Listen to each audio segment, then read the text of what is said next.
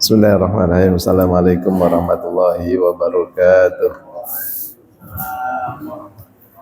Ya Rabbi bil Mustafa balligh maqasidana waghfir lana ma madha ya wasi'al karami. Ya Rabbi bil Mustafa balligh maqasidana waghfir lana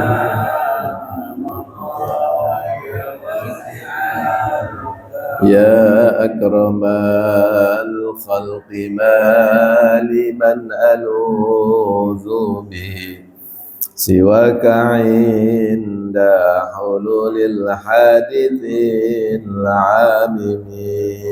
Ya Rabbi bil Mustafa balligh maqasidana waghfir lana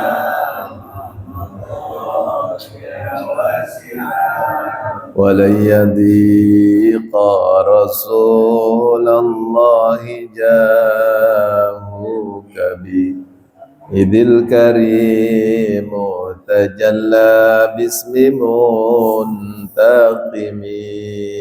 يا ربي بالمصطفى بلغ مقاصدنا واغفر لنا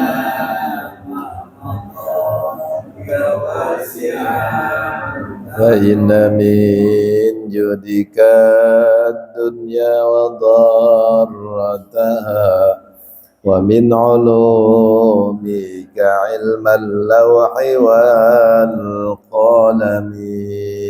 يا ربي بالمصطفى بلغ مقاصدنا واغفر لنا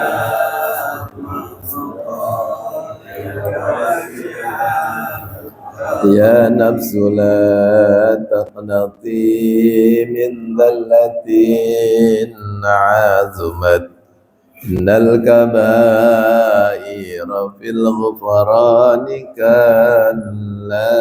يا ربي المصطفى بلغ مقاصدنا واغفر لنا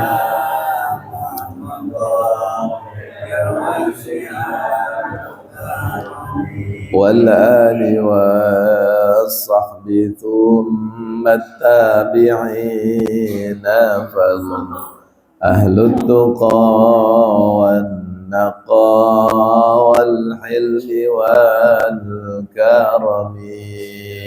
يا ربي بالمصطفى بلغ مقاصدنا واغفر لنا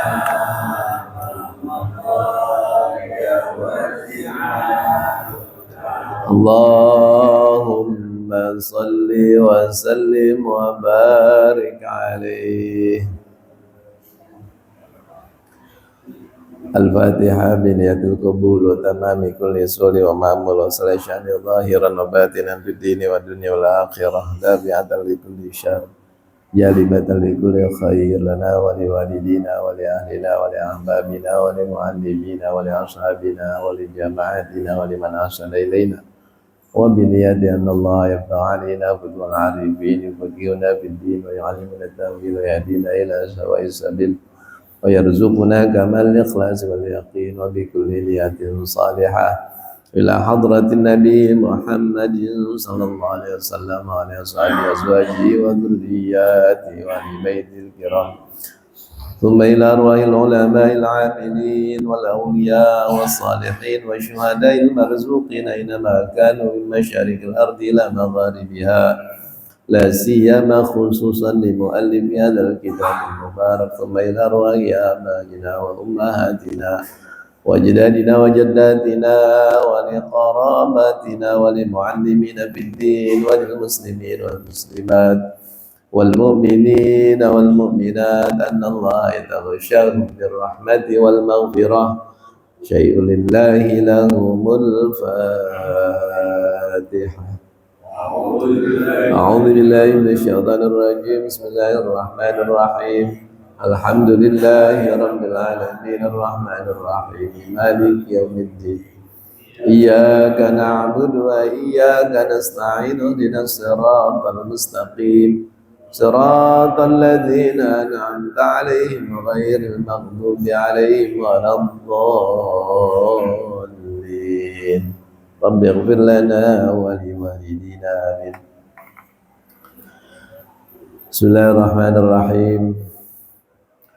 Alhamdulillahi rabbil alamin wal 'aqibatu lil muttaqin wala 'udwana illa 'alal zalimin. Wassalatu wassalamu ala asyrafil anbiya'i wal mursalin sayyidina wa habibina wa syafi'ina wa maulana Muhammadin wa ala alihi wa sahbihi ajma'in. Subhanaka la ilma lana illa ma 'allamtana innaka antal alimul hakim. Wala haula wala quwwata illa billahil aliyyil azim. Rabbi shrah li sadri wa yassir li amri wa hlul 'uqdatam min lisani yafqahu qawli amma ba'du.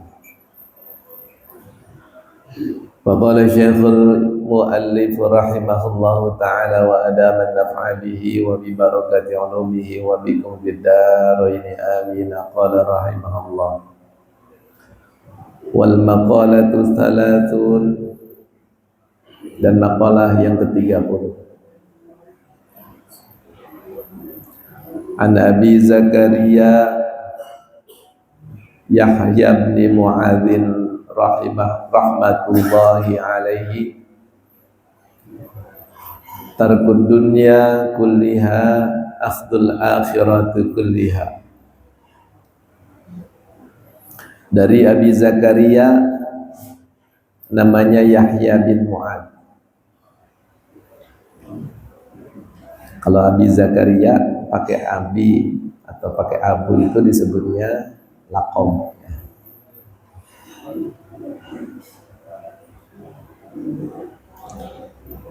Namanya Yahya bin Mu'adz rahmatullahi alaihi, semoga Allah memberikan rahmat atasnya. Dia mengatakan tarkud dunya kulliha akhdul akhirati kulliha. Meninggalkan dunia seluruhnya itu sama dengan mengambil akhirat seluruhnya. Li'annahu maqad darrataini, karena sesungguhnya keduanya itu, dunia dan akhirat itu, qad-darrataini, seperti bertentangan. Faman tarakaha ay dunya kulliha akhadha al-akhirata kullaha. Faman tarakaha ad-dunya, barang siapa meninggalkan dunia,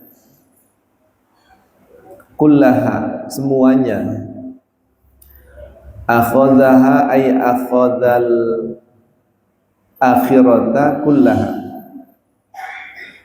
sama dengan dia mengambilnya, artinya mengambil akhirat itu semuanya. Ay faman a'rada 'anid dunya bil kulliyati ahabbal akhirata hubban katsiran. Artinya barang siapa yang berpaling dari dunia secara menyeluruh, maka dia mencintai akhirat dengan cinta yang banyak. Wa man akhadhaha dunya kullaha tarakaha ay al-akhirata kullaha. Barang siapa yang mengambil kehidupan dunia seluruhnya, sama saja meninggalkan akhirat seluruhnya. Artinya ay faman ahabbad dunya bil kulliyati a'rada 'anil akhirati bil kulliyati. Barang siapa yang mencintai dunia secara keseluruhan, maka dia berpaling dari akhirat secara menyeluruh. fa akhadhaha fi tarkiha, maka ia mengambilnya pada ketika dia meninggalkan dunia. Ay fa hubbul akhirati sababul i'radi 'anid dunya. Artinya cinta akhirat itu sebab dari penentangannya terhadap dunia. Wa tarakaha fi akhdiha ay wa bughdud dunya bisababi hubbil akhirah. Dan artinya meninggalkan pada mengambil dunia, ay wa bughdud dunya, benci kepada dunia, bisababi hubbil akhirah, itu menjadi sebab cinta kepada akhirat. Ini bapak-bapak inti dari pernyataan Yahya bin Mu'adz, ya. Orang yang hidupnya hanya dunia saja, pasti akhiratnya dia tinggalin. Sebaliknya, orang yang hidupnya hanya akhirat saja, pasti dunianya diapain? Ditinggal. Orang yang cinta dunia saja, pasti akhirat bertolak belakang dia. Dan orang yang bertolak belakang dengan dunia, pasti orientasinya akhirat. Ini kalau kita ngomong ekstrim. Ngomong apa? Ngomong ekstrim. Kalau orang orientasinya akhirat saja, kemudian dunia dia tinggalkan, itu masih bagus. Bahkan kata Allah, wal akhiratu khairu wa abqa. Akhirat itu jauh lebih baik dan jauh lebih kekal. Tapi sebaliknya, wa mal hayatud dunya illa mata'ul ghurur. Kehidupan dunia itu tidak lain adalah hanya kesenangan yang menipu. Kesenangan yang apa? Menipu. Kesenangan menipu begini, Pak. Banyak orang berpikir kalau banyak uang dia pasti senang. Contoh, saya kalau punya uang 100 juta pasti saya senang. Tapi pernyataan itu sebenarnya menipu dia. Sebab ketika dia punya 100 juta, kemudian keperluannya 1 miliar, senang nggak dia? Menderita. Punya uang 100 juta, tapi bebannya 1 miliar, senang apa nggak punya uang 100 juta? Nggak senang, Pak. Ini kemarin kita udah bahas. Itu yang disebut dengan menipu. Disebut dengan apa? Menipu. Tapi sebaliknya, orang yang orientasinya akhirat itu lebih baik buat dia. Karena dia tidak berpikir jangka pendek. Nggak apa-apa nggak dapat di sini. Karena tujuan dia akhirat. Jadi bapak-bapak hati-hati, ini udah otomatis. Kalau pikiran dan perasaan kita dipenuhi oleh dunia, akhiratnya mental. Ya. Sebaliknya, kalau pikiran kita akhirat, dunianya apa? Ditinggalkan. Kalau secara umum Rasulullah ngajarinnya seimbang ini. Seimbang dalam arti harfiah, ya. Bukan dalam arti maknawi. Harfiah itu begini, Pak. Dunia itu sekarang, akhirat itu nanti. Itu harfiah. Kalau secara harfiah kita harus seimbang karena kamu masih hidup di dunia ini. Beliau bersabda, laisa bi khairikum man tarakad dunya li akhirati. Bukan termasuk yang terbaik di antara kalian orang yang meninggalkan dunia untuk akhiratnya. Dunia ditinggalin, Pak, nggak mau kerja, nggak mau usaha, nggak mau tanggung jawab sama keluarga. Itu namanya tinggalin apa? Dunia. Kamu ini masih di dunia gitu. Perlu makan, perlu pakaian, anakmu perlu makan, keluargamu perlu makan, jangan ditinggalin dunia. Bahkan kalau Quran mengatakan masih boleh kamu menikmati. Wabtaghi fima atakallahu darul akhirata wa la tansa nasibaka minad dunya. Kalau kamu di dunia, kata Allah, cari dengan apa yang Allah karuniakan kepadamu, carilah apa? Al-akhirah. Wabtaghi fima atakallahu ad-darul akhirah. Bapak punya uang, punya pakaian, punya makanan, jangan hanya untuk dunia. Jadikan itu sebagai jalan untuk meraih kesuksesan di mana? Akhirat. Punya uang, uangnya gunakan dong untuk bangun masjid, bangun madrasah, nolongin fakir miskin. Itu namanya menggunakan dunia untuk kebahagiaan apa? Akhirat. Walaupun Allah katakan walatan sanasibaka minad dunya, dan jangan kau lupakan bagianmu di mana? Dunia. Jangan punya duit semiliar-miliarnya dikasih ke masjid. Anak pada kelaparan, istri nggak keurusan, jangan. Ya, ini maksudnya apa, Pak? Secara harfiah, kamu masih di dunia, pikirin juga kehidupanmu di dunia dan jangan jadi beban orang.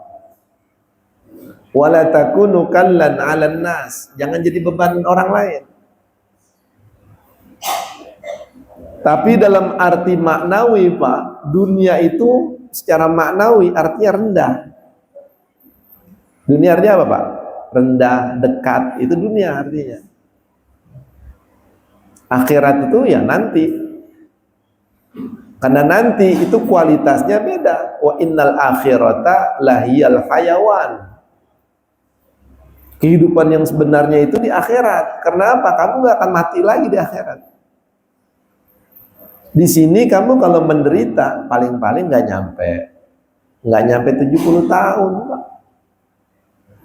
Nggak nyampe 100 tahun. Ada orang-orang 40 tahun udah meninggal, ada. Sesusah-susahnya di dunia, hitungannya nggak lama, sebentar. Tapi kalau kamu menderitanya di akhirat, yang satu harinya fi yaumin kana miqdaruhu alfasanatim mimma ta'udun. Seharinya akhirat aja seperti 1000 tahun dunia. Bahkan ada ayat yang menyebutkan 50.000 tahun, Pak. Baru sehari kita berasanya udah berapa? 50.000 tahun. Itu kehidupan yang sesungguhnya. Di sini menderita mah bohong-bohongan aja. Sebentar. Dan kata Allah, nggak ada orang menderita selamanya, tuh nggak ada. Orang seneng selamanya tuh nggak ada. Nanti adanya di surga. Menderita selamanya karena di neraka. La yamutu fiha wa la yahya. Jadi ini keterangan ini, Pak, mengajak kepada kita, kalau kita mau ekstrim jangan salah gitu. Kalau mau ekstrim jangan apa? Ekstrim dunia aja, akhirat ditinggalin. Nanti kalau udah tua-tuaan. Kalau kita ngomong udah tua-tuaan, Pak, emang ada jaminan kita bakal sampai tua? Nggak ada. Emang ada jaminan kalau kita mau mati kemudian kita bertaubat? Nggak ada, Pak. Mati sama taubat itu main duluan, Pak. Kalau duluan kita taubat kemudian kita mati, selamat. Tapi kalau duluan mati kita belum taubat, nggak selamat. Ajilu bitaubati qoblal maut. Kalau taubat itu harus segera, jangan ditunda. Jangan kau berdosa di malam hari, menunggu pagi hari untuk minta ampun, jangan. Jangan kau berbuat salah di pagi hari menunggu malam hari untuk bertaubat, belum tentu sampai. Bahkan mohon maaf Pak, Bapak jalan dari sini keluar pintu, itu belum tentu sampai. Pintu jauh apa dekat Pak? Dekat. Ada orang Pak, jamaah saya sendiri lagi sholat meninggal Pak. Kan bagus meninggalnya gitu sholat subuh. Boro-boro mau keluar pintu, salam aja belum. Ada yang habis sholat subuh tidur-tiduran Pak, ngobrol, atau meninggal di masjid. Untung meninggalnya di mana? Di masjid. Coba kalau di kafe, ya kan? Belum sholat subuh misalnya, meninggal. Makanya kita disuruh yang pertama, prioritaskan dalam hidup itu adalah minta ampun. Wasari'u ila maghfiratin mir rabbikum. Itu dulu Pak. Hidup itu kalau kita berbuat salah, segeralah minta ampun. Tapi saya kayaknya nggak pernah buat salah. Itu kesalahan tuh. Ngomong saya perasaan nggak pernah berbuat salah, itu kesalahan. Kesalahan besar. Karena merasa diri nggak pernah salah. Emang kamu apaan nggak pernah salah? Malaikat. Orang Nabi Muhammad aja minta ampun 100 kali sehari, itu dosanya udah diampunin. Kita lagi merasa nggak punya apa? Salah.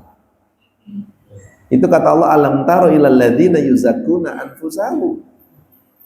Ada orang yang merasa dirinya bersih.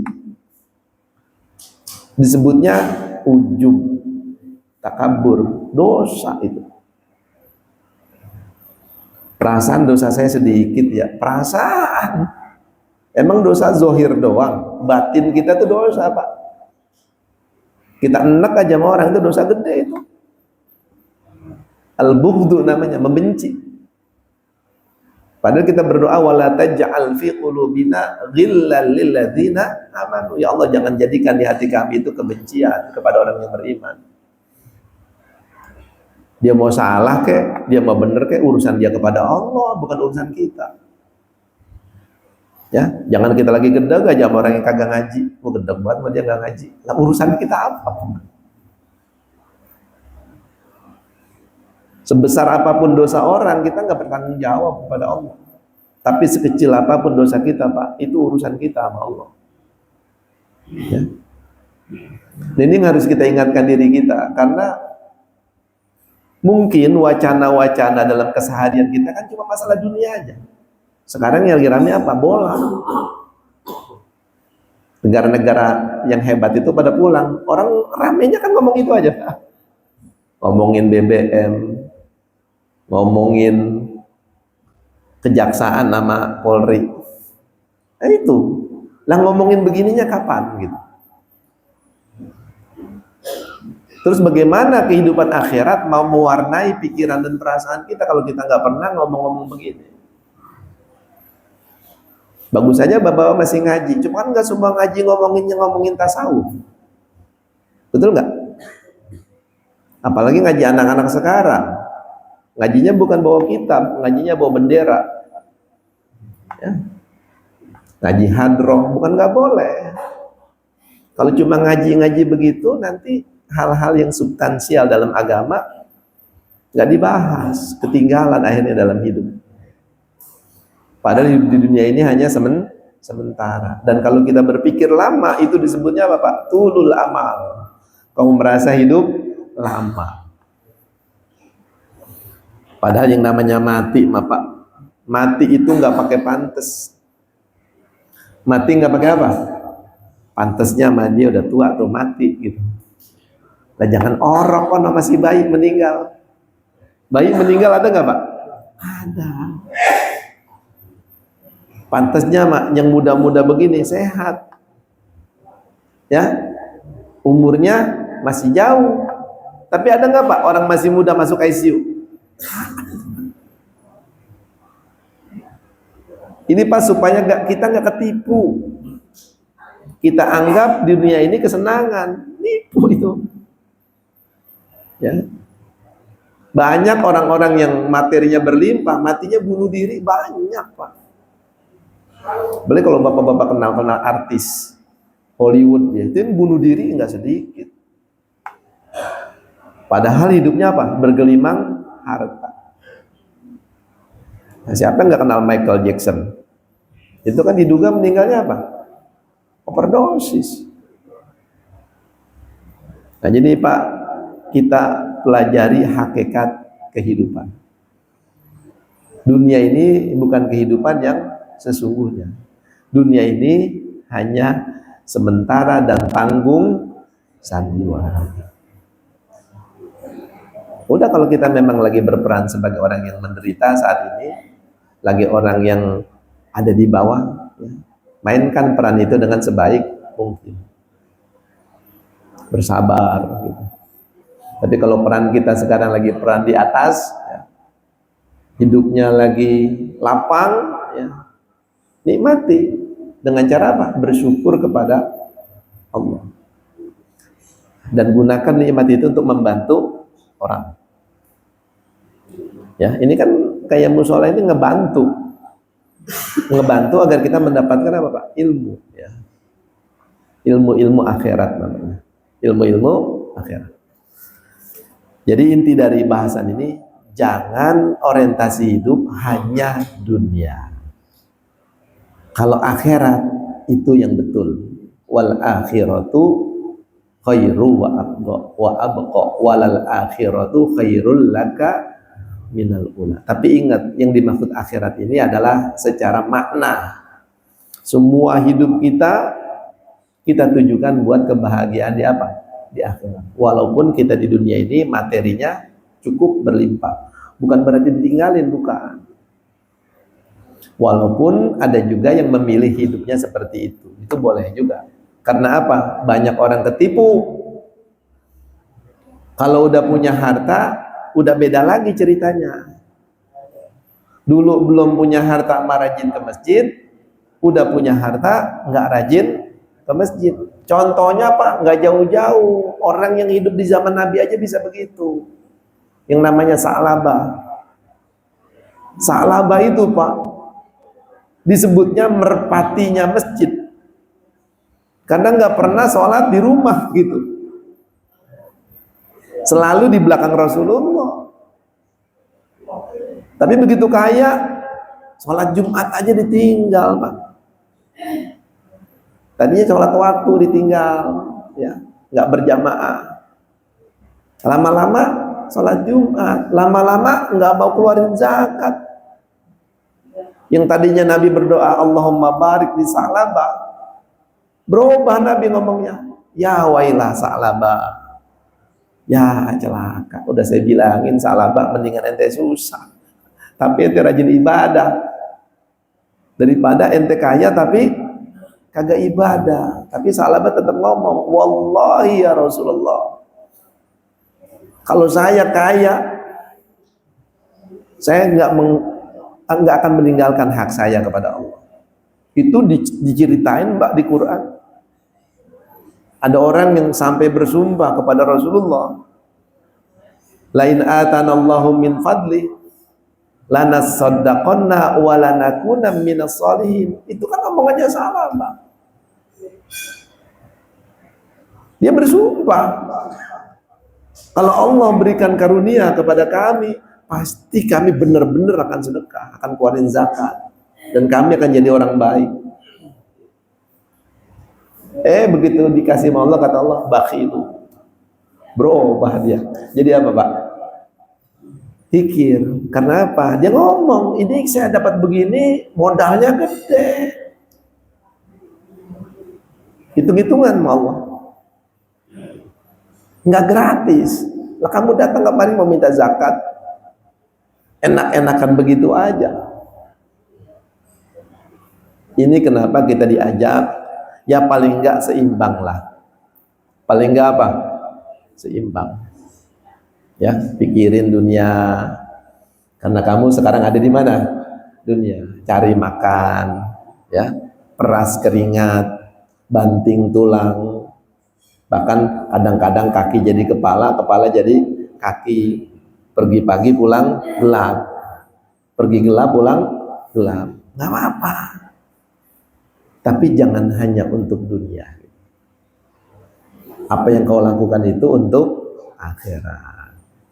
Kasih pendidikan anak-anak, ya, kasih kecukupan kepada keluarga. Niatkan itu sebagai menjalankan perintah Allah. Jadinya bernilai apa Pak? Akhirat. Ya. Kemudian kita lanjutkan wal maqalatul hadiyatu wat talatun. Maqalah yang ke-31 an Ibrahim bin Adham rahimahullahu, dari Ibrahim bin Adham, semoga Allah memberikan rahmat kepadanya, annahu qila, bahwasanya pernah ditanya ini Ibrahim bin Adham, annahu qila lahu, bahwasanya si Ibrahim bin Adham ini pernah ditanya, bima wajadta zuhda, wahai Ibrahim bin Adham. Ini Ibrahim bin Adham ini sangat terkenal dalam dunia sufi, orang yang kaya raya Pak, berubah total hidupnya, ya, menjadi pengelana, menjadi apa? Ditinggalin semua kekayaannya Pak, ya, ditinggalin semua apa? Kekayaannya. Tapi bukannya dia nggak kerja Pak, ya, kerjanya itu bukan untuk dirinya saja, ya, kerjanya buat orang lain, ya. Nah Ibrahim bin Adham ini sangat terkenal. Pernah dia ditanya, bima wajadta zuhda, wahai Tuhan, bagaimana engkau bisa mendapatkan sikap zuhud? Sikap apa? Zuhud. Ya, zuhud itu tidak bergantung kepada dunia. Ada sama enggak ada, buat dia sama aja Pak, enggak merubah cintanya kepada siapa? Kepada Allah. Enggak bikin hatinya menderita. Orang zuhud begitu Pak, ya, zuhud yang tingkat tinggi, ditinggalin tuh dunia Pak. Dia hanya ambil hanya untuk kebutuhan saat itu saja. Itu tingkat tinggi tuh, ya. Kalau dia punya duit 10 juta, dia butuh makan cuma 50.000 Pak, 9.950.000-nya dikasih, diinfakkan di jalan Allah. Kalau udah wali-wali lain lagi Pak, baju lagi dipakai, dipinta orang, dibuka Pak, ya.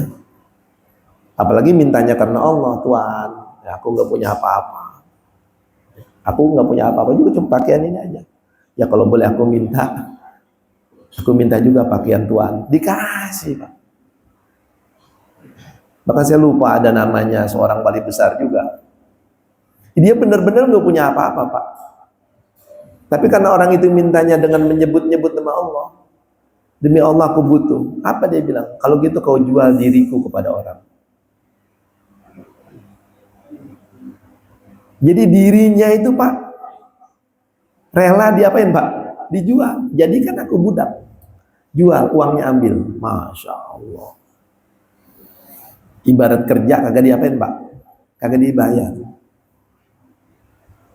Dan ketika dia dijadikan budak, dia kerjanya benar Pak.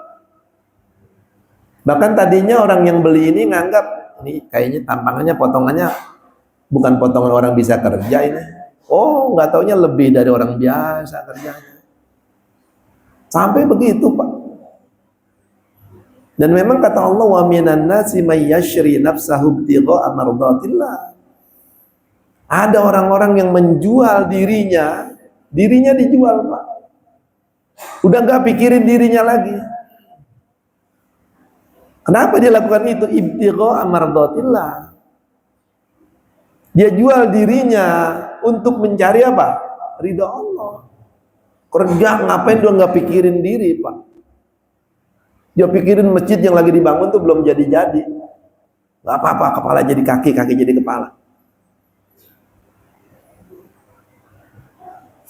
Karena ingin mendapatkan apa Pak?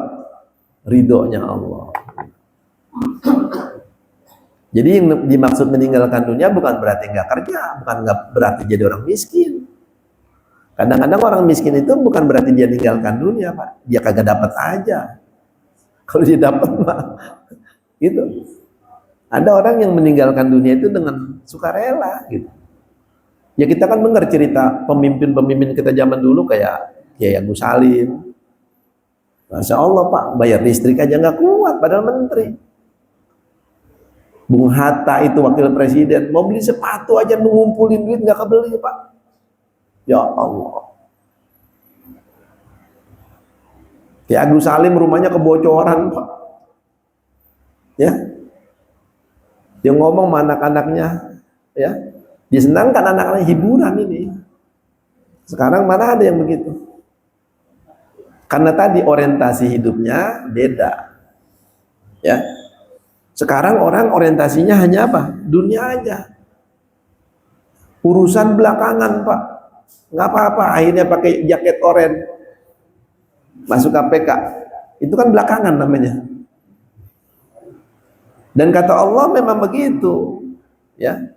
Manusia itu yuhibbunal ajilah wa yadharunal akhirah.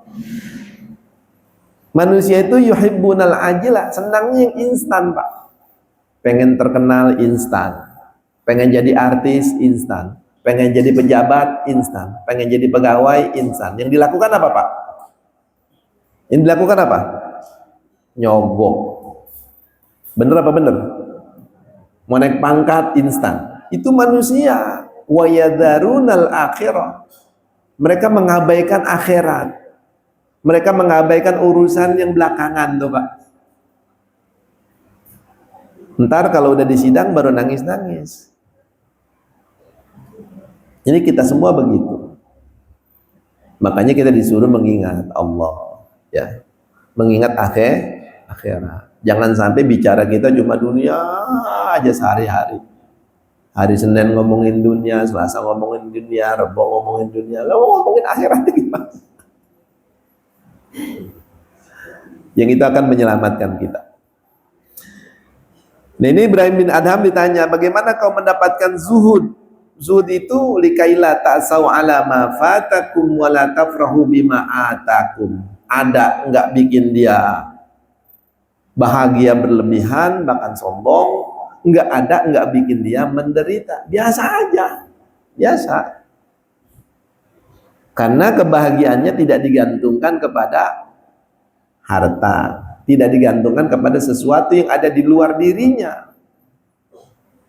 Yahsabu anna malahu akhlada. Kalau orang kebanyakan menyangka kalau hartanya banyak itu akan mengekalkan kehidupannya. Ya enggak, ya.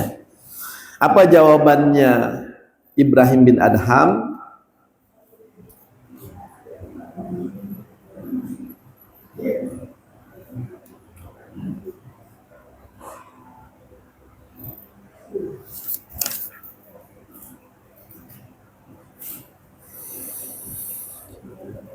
Ai bi ayyi syai'in ahbabta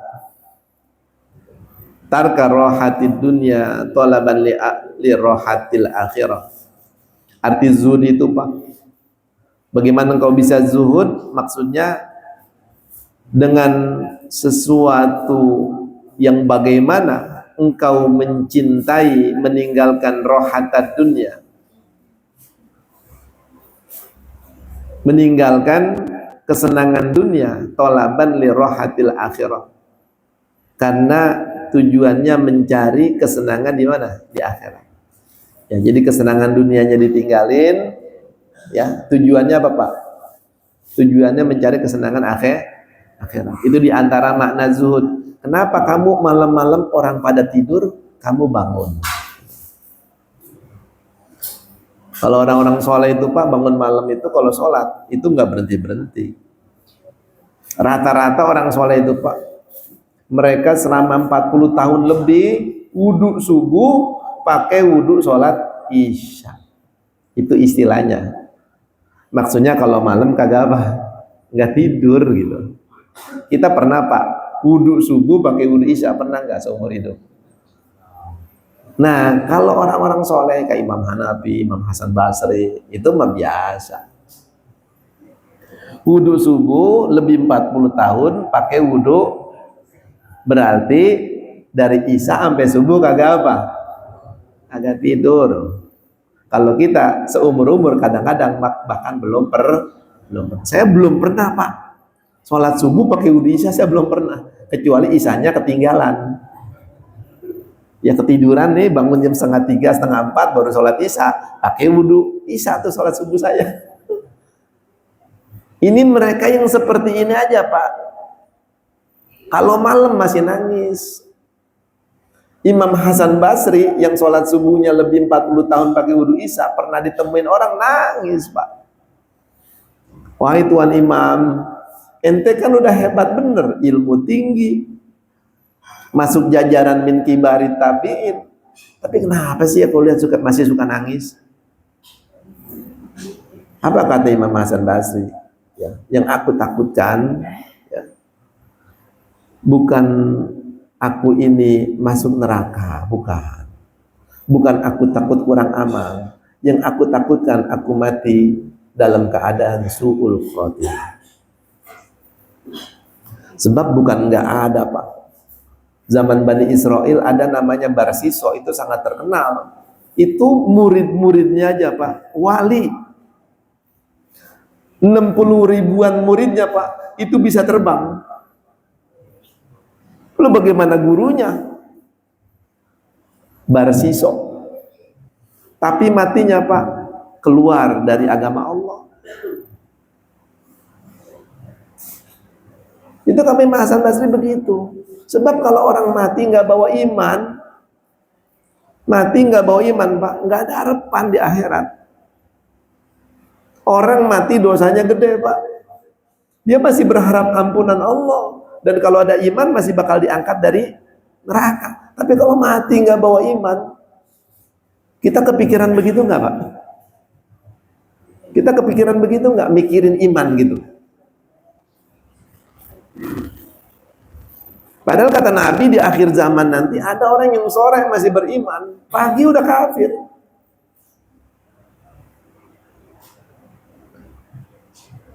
Kita kan cuma mikirin iman itu yazid wa yanqus, nggak dipikirin iman yakhruj wa yadkhul gitu. Ini salah satu yang harus jadi bagian penting dalam kehidupan kita, mensyukuri iman, menjaga keimanan, wala tamutunna illa wa antum muslimun. Cuma bagian ini kita pikirin nggak? Di antaranya dengan melakukan tadi itu, meninggalkan kesenangan dunia untuk meraih kesenangan. Bapak saya tanya, baca Quran berjam-jam itu kalau nggak biasa enak apa enggak? Pak, Bu, baca Quran 2-3 jam kalau nggak biasa enak apa enggak? Lah belum baca aja udah mules. Lama amat ini ya, baca 3 juz kita dikasih. Zikir baca qul huwallahu ahad 1000 kali Pak, enteng apa berat tuh kalau nggak biasa? Berat. Makanya kata Nabi, huffatil jannatu bil makari, surga itu diliputi dengan hal-hal yang tidak menyenangkan. Subuh-subuh datang ke musola, ke masjid, emang kalau nggak biasa enak itu, bangunnya aja kagak enak.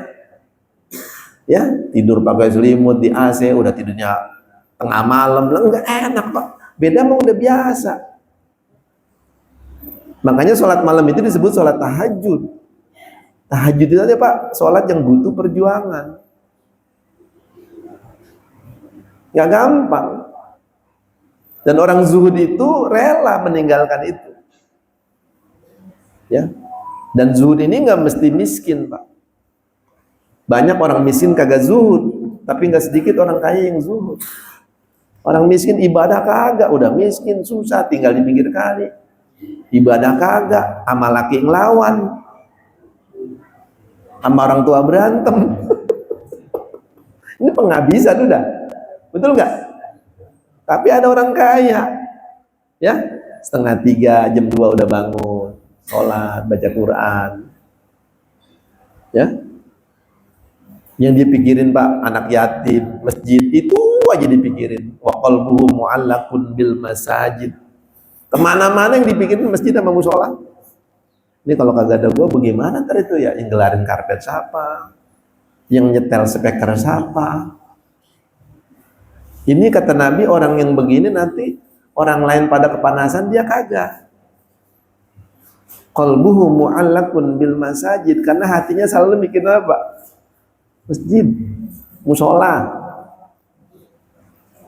Bukan cuma mikir rumah. Rumah kapan ini dilebarin? Keramiknya kapan diganti? Bukan. Itu boleh-boleh aja, tapi jangan sampai melupakan kepada hal-hal yang ada kaitannya dengan apa, Pak? Akhirat.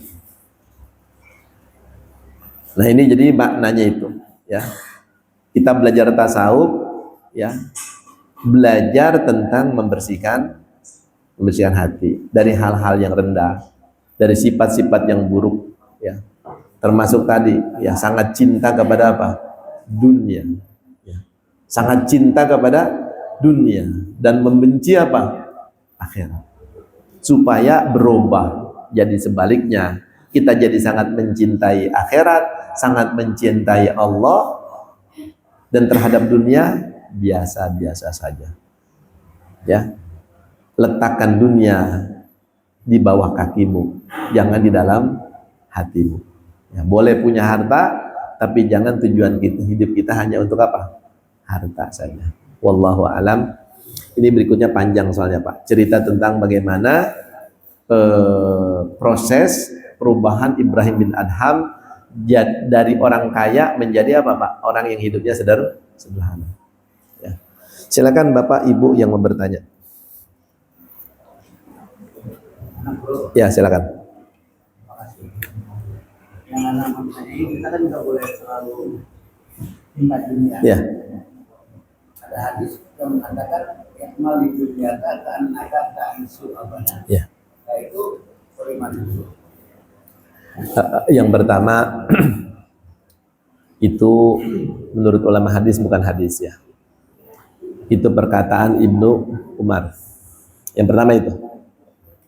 Yang kedua, dalam perkataan itu kita diajak bukan untuk cinta dunia, tapi bekerja. Kalau kamu kerja lagi di dunia, jangan ingat mati. Kalau Bapak lagi kerja ingat mati, males, Pak. Antara gua udah kerja ngumpulin banyak-banyak, tahu-tahu apa? Mati dia. Tapi kalau urusan ibadah, Pak, jangan ingat panjang umur. Kalau Bapak ingatnya panjang umur, ntar aja, baru jam sekian. Baru tanggal berapa, bayar zakat nanti aja dah. Itu maksudnya begitu. Kalau buat akhirat, jangan kau seakan-akan hidup selamanya. Wa'mal li akhiratika ka'annaka tamutu ghadan. Kalau buat akhirat, seakan-akan kau mati besok. Besok itu Pak bukan besok hari. 1 menit kemudian dari sekarang itu namanya besok. 1 jam dari sekarang namanya besok. Cuma kita kan orang Indonesia, besok itu besok hari. Makanya Nabi pernah satu waktu udah masuk waktu, belum siap sholat, lagi di perjalanan. Mau wudhu, tempatnya agak jauh, Pak. Padahal waktu udah apa? Masuk. Dikasih tahu sama sahabat, ya Rasulullah, di sana kalau mau wudhu ada air. Karena udah masuk waktu, kata Nabi apa? Aku takut aku belum sampai ke sana, umurku sudah habis. Aku tayamum aja. Sampai begitu, Pak.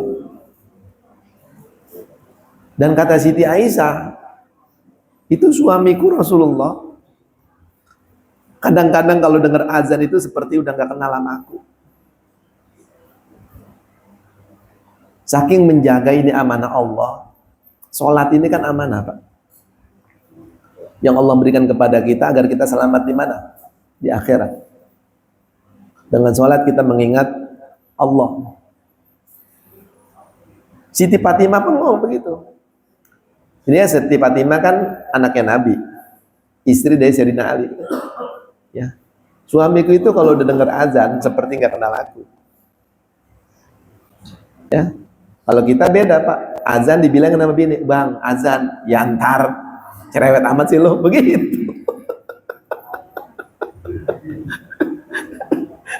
Bener apa bener? Iya, bininya yang bener kan. Ya, udah lagi ngerokok aja udah azan gitu kan. Cerewet amat sih lu.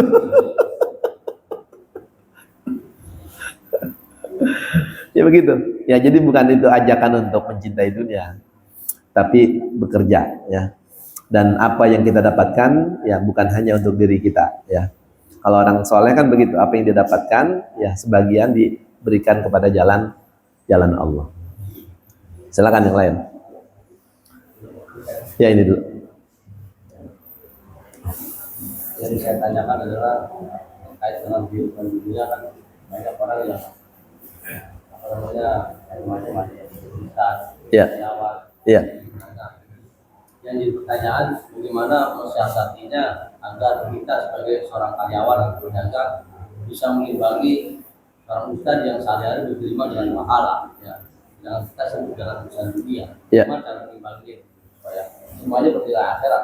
Jadi Pak, kata Nabi begini, sebutan dunia dan akhirat itu bukan dari casingnya, bukan dari apanya.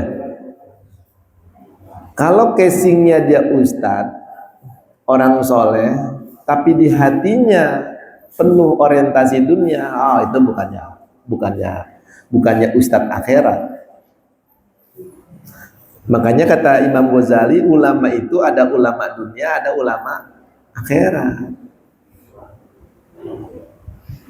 Ya, di antara contohnya ulama-ulama yang mendatangi pemerintah untuk dapat materi itu ulama dunia. Ya, saya pernah dengar ya Muallim Syafi'i Hazami ditanya, Muallim bagaimana kalau ada kiai datengin pejabat, datengin gubernur, datengin presiden? Kata beliau gini, dia jawabnya bijaksana. Kalau datangnya amar ma'ruf nahi munkar, boleh. Tapi kalau datangnya bawa proposal, minta proyek, ini enggak boleh. Begitupun orang yang kerja Pak, dia enggak jadi ustadz, orang biasa, casingnya. Tapi kalau dibalik pekerjaannya ada niat baik untuk mendidik anaknya, untuk bantuin anak yatim, untuk bantu panti asuhan, ini yang akhirat. Jadi bukan dilihat dari apa pekerjaannya, bukan dilihat dari penampilannya, tapi dilihat dari tujuannya. Lihat tujuannya. Sesuatu yang bernilai dunia kata Nabi bisa berubah menjadi akhirat kalau niatnya ibadah, makan, kerja, pakai baju. Kalau pakai baju niatnya menutup aurat Pak, jadi ibadah. Bapak sikat gigi, kalau niatnya mengikuti sunnah, jadi ibadah. Tapi kalau niatnya supaya bersih, ya nggak jadi ibadah, bersih aja dapatnya. Kita mandi Pak, supaya nggak mengganggu orang, bau badan kita, ibadah. Pakai parfum, jadi ibadah. Kalau niatnya mengikuti sunnah, makanya innamal a'malu binniyat. Coba segala sesuatu niatkanlah karena Allah. Bukan hanya ibadah mahdoh, bukan hanya ibadah itu. Kerja itu ibadah Pak, karena perintah Allah. Wa 'alal mauludi lahu rizquhunna wa kiswatuhunna bil ma'ruf. Kalau kau sudah jadi seorang kepala keluarga, kewajibanmu adalah rizquhunna wa kiswatuhunna, memberikan sandang pangan kepada keluarga. Jadi begitu. Jadi Bapak untuk meraih akhirat nggak perlu repot-repot, gue pengen jadi ustadz, jangan. Ya, kalau memang jurusan kita bukan di situ gitu. Tapi kalau kita tujuannya akhirat, Pak, apapun yang kita lakukan bisa nilainya apa?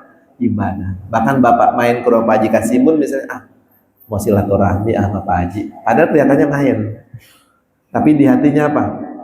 Silatur, ada pahalanya gitu. Besar banget. Besar banget. Bapak nyari duit nge-grab karena tetangganya ada yang butuh makan. Itu kata Nabi bisa jadi tuh orang itu nanti akan masuk pintu surga yang nggak bisa dimasuki oleh orang lain. Jadi jangan melihat dari luarnya, lihatlah motifnya. Ya, innallaha la yanzuru ila amalikum wala ila suwarikum walakin yanzuru ila qulubikum wa niyatikum. Yang dilihat tuh hati kita dan niat kita. Udah bekerjalah, berprofesilah sesuai dengan apa yang menjadi ketentuan Allah buat kita. Kata Imam Hanafi, ya, kalau mau jadi sufi nggak mesti harus di masjid. Mau jadi sufi itu bisa di pasar. Jadi pedagang yang jujur, ya, nggak mengurangi timbangan, nggak merugikan orang, itu namanya sufi. Tapi terjadinya di mana? Pasar. Gitu ya, Bang. Pak Haji Kasimun. Iya.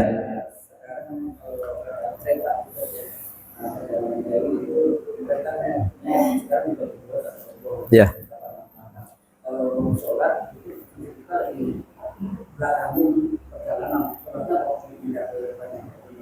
Ya, jadi kalau kita sholat di kendaraan, Bapak-bapak, kecuali kalau di kapal laut ya. Kalau kapal laut kan bisa tenang ya. Itu kiblatnya ya kiblat. Tapi kalau di pesawat, kalau di mobil ya, kiblatnya itu adalah pengemudi. Ya, kiblatnya apa? Pengemudi. Bahkan itu sholat nggak pakai wudhu, nggak pakai tayamum aja boleh. Namanya as-sholah li faqidit tahurain.